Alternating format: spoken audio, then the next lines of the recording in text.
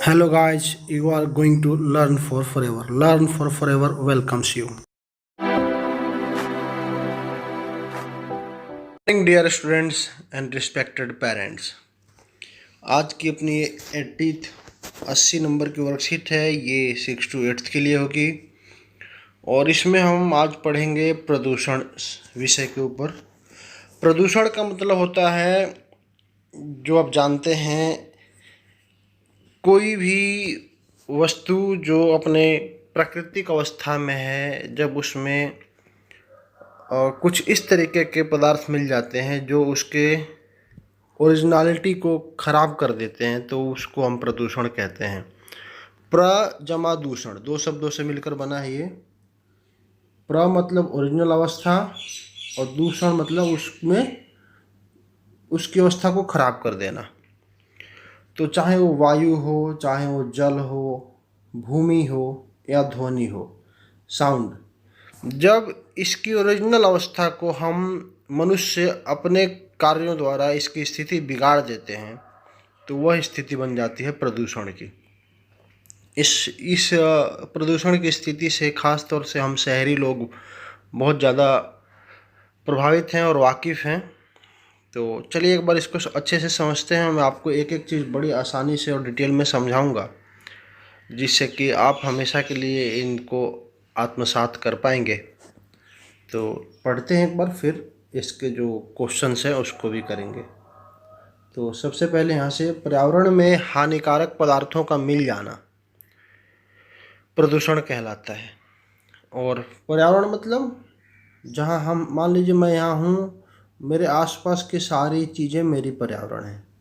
अगर मैं पहाड़ पे हूँ तो वहाँ पे मेरा पहाड़ी पर्यावरण होगा। अगर मैं जंगल में हूँ तो मेरा पर्यावरण उस टाइम जंगली जीवों से और पेड़ पौधों से घिरा होगा, तो मेरा पर्यावरण वहाँ का उस टाइम का होगा। आप जहाँ पे भी हैं अभी, और जो भी चीज़ें आपके आसपास में हैं, सब कुछ पर्यावरण में आता है। तो चलिए आगे समझते हैं। पर्यावरण में हानिकारक पदार्थों का मिल जाना प्रदूषण कहलाता है। यह भूमि, जल तथा वायु को गंदा करता है और उन्हें उपयोग के लिए असुरक्षित या अनुपयुक्त बनाता है। मतलब कि वो फिर इस्तेमाल के लायक नहीं रह जाते। प्रदूषण हमारे स्वास्थ्य और पर्यावरण पर बुरा प्रभाव डालता है। विपरीत प्रभाव, नुकसान देने वाला प्रभाव। मानव द्वारा की गई गतिविधियां हमारे पर्यावरण को प्रदूषित करती हैं। देखिए, कुछ हद तक तो हमारा पर्यावरण रिकवर कर लेता है।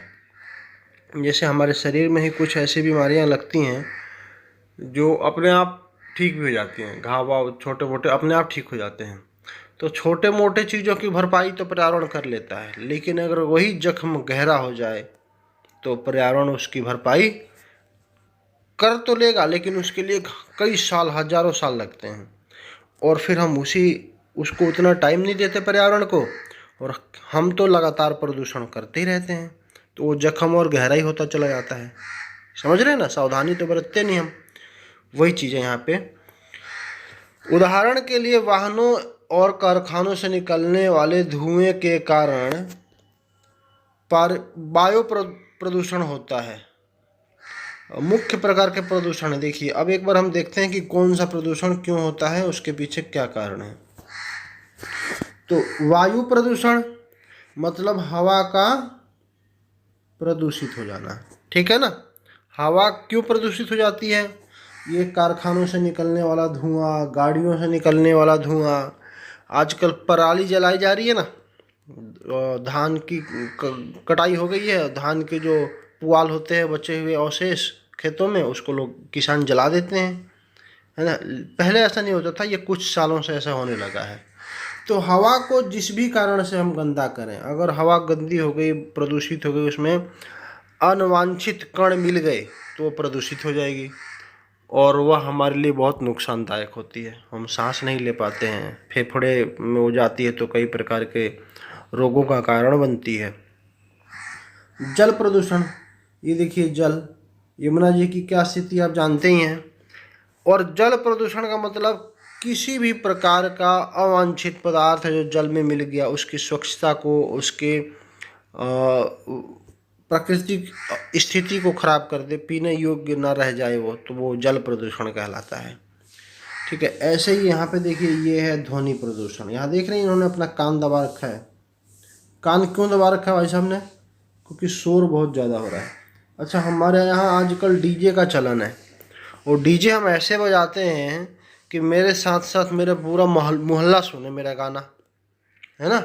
पार्टी हो या नॉर्मल कैसे भी बजाते हैं कभी भी किसी भी फंक्शन पे, तो हमारा उद्देश्य सिर्फ हमें सुनना नहीं है। हमें गाना इसलिए बजाना चाहिए, हमें म्यूजिक इसलिए बजाना चाहिए कि उससे कोई और डिस्टर्ब ना हो और हम आनंदित भी हो जाएं। तो सिर्फ अपने सुनने के लिए बजाएं। आजकल ऑटो वाले ऐसे डीजे बजाते हैं जैसे पूरे मोहल्ले को सुनाने का उनको ठेका मिला हुआ है, पैसा मिला हुआ है डीजे बजाने का, है ना। पूरा ऑटो हिल जाता है। वैन वाले या कहीं भी, घर में भी बहुत से लोग ऐसे बजाते हैं जैसे पूरे मोहल्ले को सुनाना है। तो आपसे रिक्वेस्ट है कि इस बात के लिए ध्यान देंगे, और किसी भी प्रकार का लाउड नॉइज वाला ऑडियो वीडियो नहीं बजाएंगे। आप हमेशा इसलिए बजाते हैं कि आप स्वयं सुने, आपका मकसद दूसरों को सुनाना नहीं होता है, इस बात का ध्यान रखें।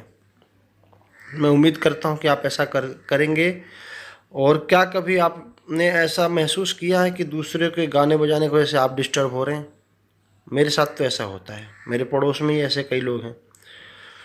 तो कृपया कमेंट में बताइए कि हाँ सर, हम भी डिस्टर्ब होते हैं और हम भी आगे से ध्यान रखेंगे, प्लीज़।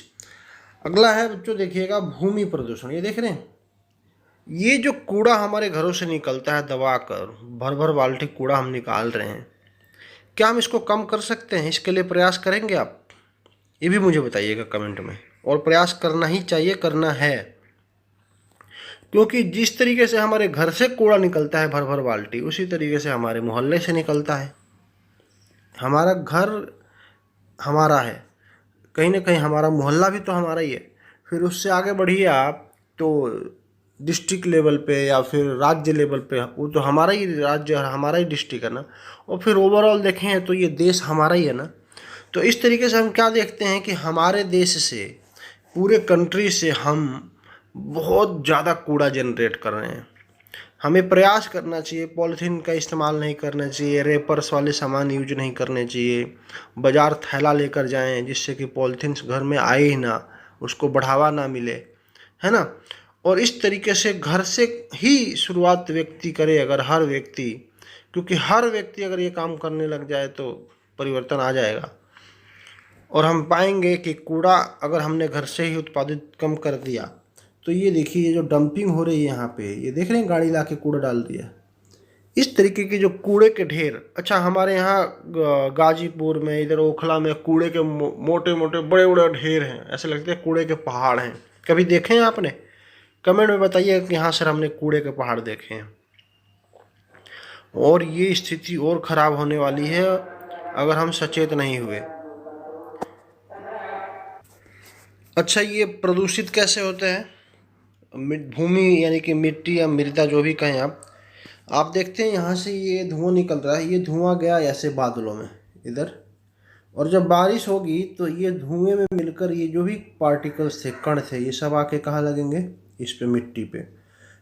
एक तो ये कारण हो गया। दूसरा, जब हम खेतों में इन फसलों के लिए, फसलों को उगाने के लिए डालते हैं दवाइयाँ, उर्वरक, पेस्टिसाइड्स, कीड़े मकोड़े मारने के लिए, वे सब भी इस मिट्टी में मिक्स होता है, इस मिट्टी में ही।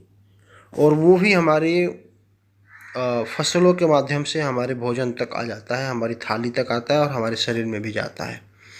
तो ये धीरे धीरे, है ना, इसका प्रभाव दिखता है। और हमें शहरों में इसका प्रभाव दिखता है क्योंकि सब्जियों की क्वालिटी ख़राब हो गई है। हमने न्यूज़ चैनल में भी देखा है कि ये कैसे प्रदूषित हो रही हैं फसलें, सब्जियां। तो ओवरऑल हमें इन चारों को ध्यान देते हुए कवर करना है, इनके ऊपर काम करना है और इनकी प्रदूषण की स्थिति को ठीक करना है और कोशिश करना है कि ये प्रदूषित ना हो, जिससे कि वर्तमान पीढ़ी और आने वाली पीढ़ी अपने जीवन को एंजॉय कर पाए। ठीक है, चलिए आगे बढ़ते हैं। निम्न चित्रों में दिए गए प्रदूषण के प्रकार को पहचानें और लिखें। हाँ, ये तो हम आसानी से कर लेंगे। ये वायु प्रदूषण है, ये ध्वनि प्रदूषण है, और ये जल प्रदूषण है, ये भूमि प्रदूषण है। ठीक है।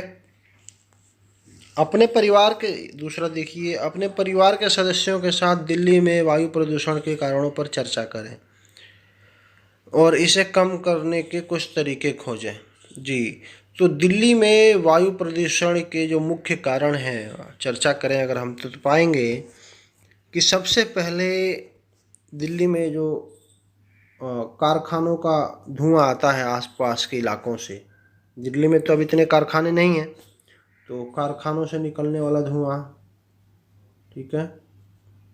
दूसरा, वाहनों से, जो गाड़ियां चलती हैं उससे भी कुछ परसेंट धुआं होता है ना। उसके बाद आसपास के राज्यों से भी वायु में जो कण आते हैं वो भी नुकसान पहुंचाते हैं वाहनों के चलने के कारण, क्योंकि हवा तो ठहरती नहीं, चलती है। और चौथा लिख सकते हैं आप, पराली जलाने के कारण आजकल जो पराली जलाई जा रही है इसकी वजह से भी ऐसा हो रहा है। तो इस तरीके के कारण है जो दिल्ली में वायु की स्थिति को प्रदूषित कर रहे हैं। तो ये है बच्चों आज की ओवरऑल वर्कशीट। आई होप आपको मेरे साथ पढ़ के अच्छा लगेगा। वीडियो को लाइक कीजिएगा, चैनल को सब्सक्राइब कीजिएगा, हम आगे ऐसे ही पढ़ते रहेंगे। So thanks for now, stay safe, stay home.